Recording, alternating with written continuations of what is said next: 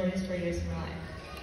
And although it sort of saddens me to say that it's over, class of 2022, we have made it.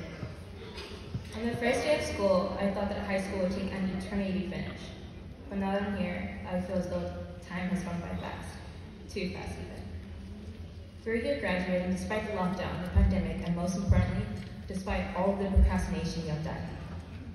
I remember walking through Renaissance's gates for the first time and being absolutely terrified of what was to come.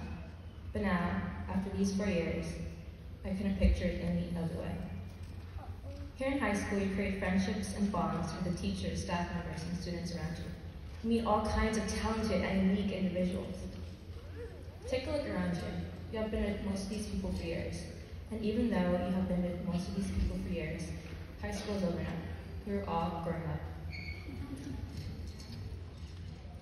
As these 4 years end, a new journey for us all will begin.